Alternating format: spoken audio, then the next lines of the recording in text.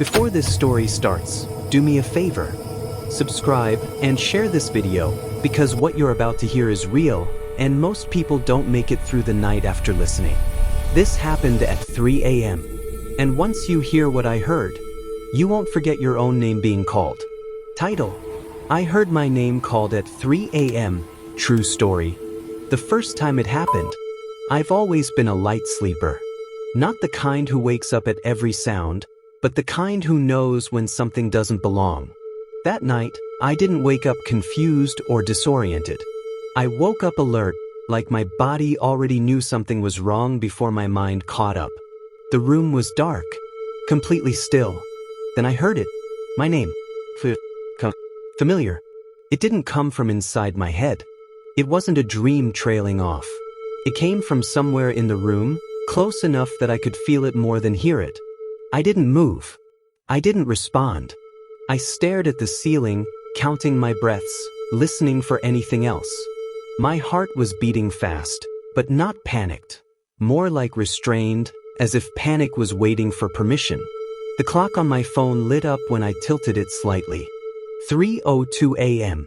I told myself it was nothing. A half dream. My brain misfiring between sleep cycles. That happens. People talk about it all the time. But then it happened again. My name. This time slower. Closer. It sounded like someone standing just inside my bedroom doorway, speaking softly so they wouldn't wake anyone else in the house. The problem was, I lived alone. I stayed completely still, listening so hard my ears felt hot. The house wasn't making its usual nighttime noises. No pipes. No distant cars. No wind. Just silence. I pulled the blanket up slightly, not to hide, but to feel something solid between me and the air. My room felt different. Thicker. Like the space itself was holding its breath. I whispered, "Hello." The word barely left my mouth. Nothing answered. I waited. Minutes passed. My heart slowly began to slow down, and embarrassment crept in. I almost laughed at myself. Almost. Then I heard footsteps. Not walking. Shifting weight. The sound came from the hallway outside my room. One step. Another step. Slow. Careful. I reached for my phone again, using the screen's glow to scan the room. Everything looked normal. Door half open. Closet closed. Shadows where they were supposed to be. The footsteps stopped. Then my name was whispered again, right outside my door. That's when fear finally arrived. Not loud. Not dramatic. Cold. I sat up, my back against the headboard, eyes fixed on the doorway. The hallway beyond it was completely dark. Too dark. I couldn't even make out the outline of the opposite wall. I said nothing.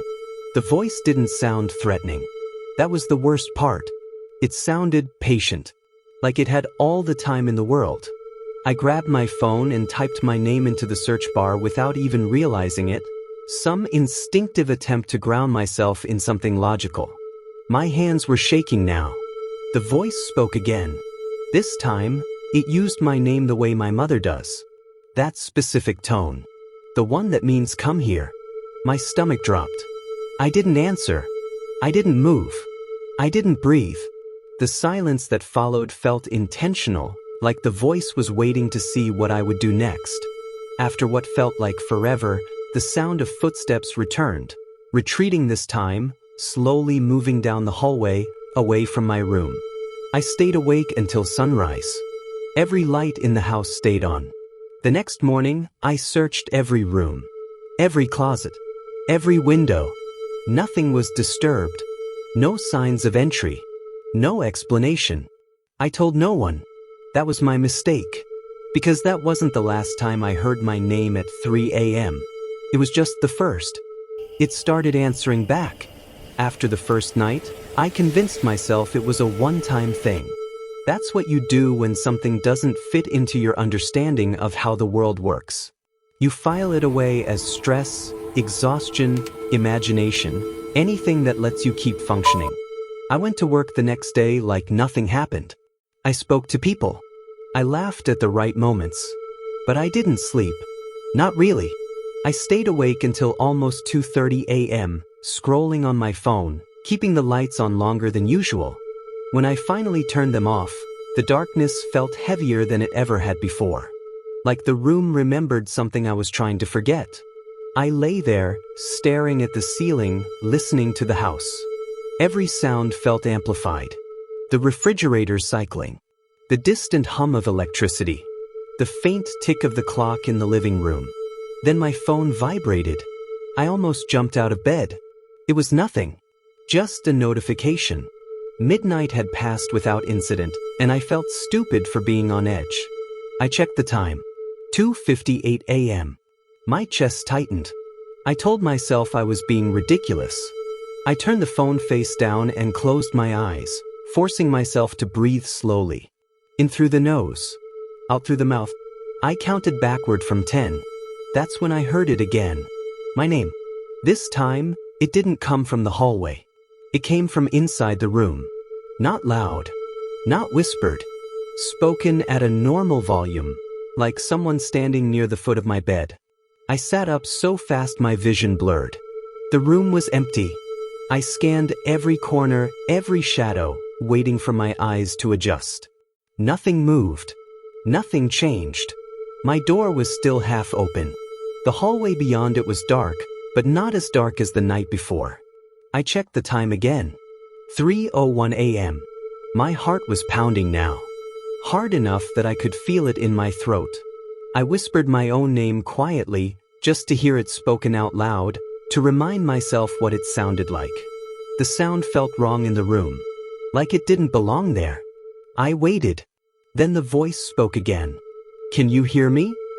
I didn't answer. The voice sounded familiar.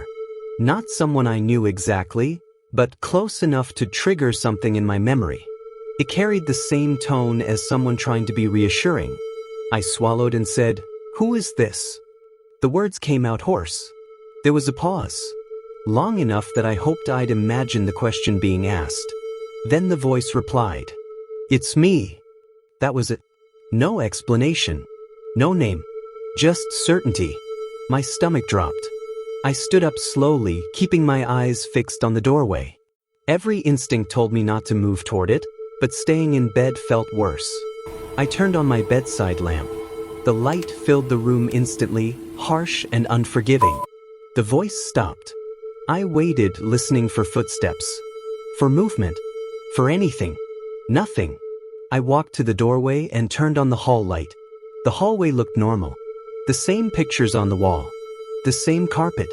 The same shadows where shadows always were. I checked every room again. Nothing. I didn't go back to sleep. The next night I tried something different. I left a recorder running on my phone.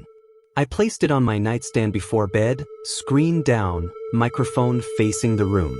I didn't know what I expected to capture, but I needed proof, for myself more than anyone else. I lay awake until nearly 3 a.m. again. The room felt tense, like it was waiting. Then, at exactly 3 o'clock, the voice returned. My name. Clear as before. I didn't move. I didn't speak. I kept my breathing slow and shallow, listening. The voice continued. I know you're awake. My skin prickled. I forced myself to speak, my voice barely above a whisper. Why are you here? The silence that followed felt deliberate. Then the voice answered. You answered last time. That made no sense.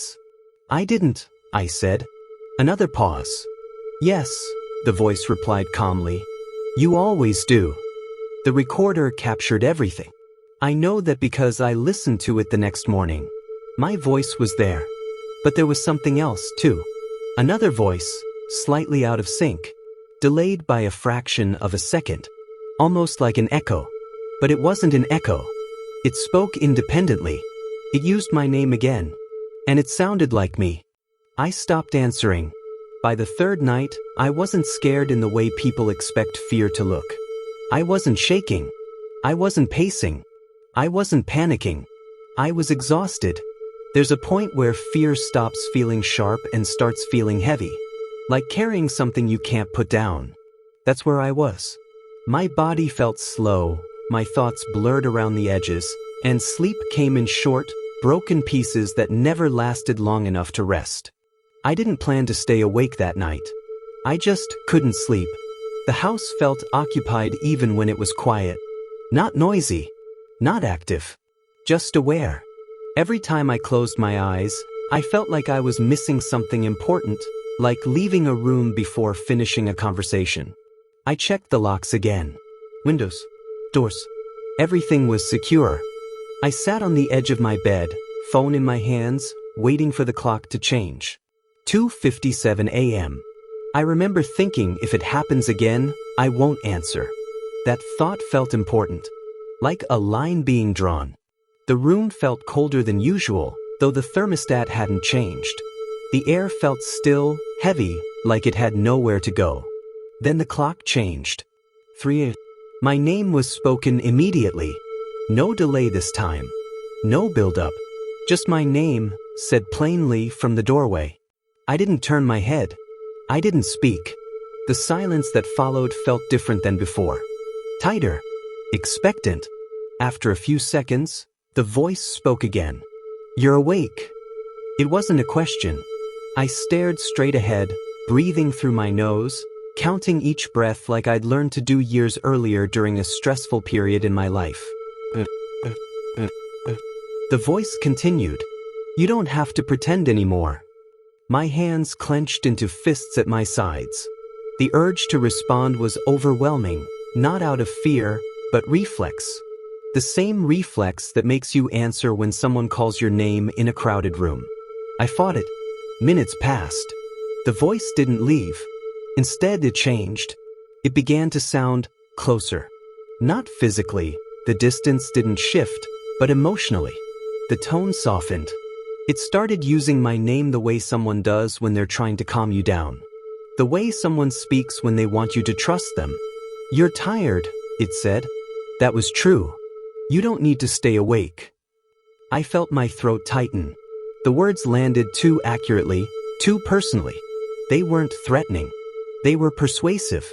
That scared me more than anything else. I whispered to myself, barely audible, don't answer. The voice paused. Then it said something that made my blood run cold. I know. I stood up. Not suddenly.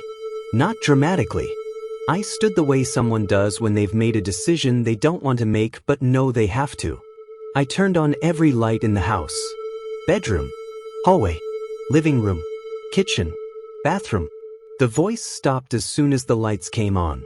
I stayed standing in the middle of the living room until sunrise. I didn't hear my name again that night, or the next, or the next. But something had changed. Weeks passed. The months. I moved. Not because I thought the house was haunted. Not because I thought something followed me. I moved because I no longer trusted silence. In my new place, I sleep with a fan on. Not for comfort, for noise. I avoid complete quiet now. Silence feels too much like listening. I've never heard my name called at 3 a.m. again. But sometimes, just before sleep, when my thoughts start to drift, I catch myself waiting. Waiting to see if something will test whether I'm still listening. Because the worst part wasn't the voice. It was the certainty that it expected an answer. And the feeling, even now, that as long as I don't respond, it's still waiting.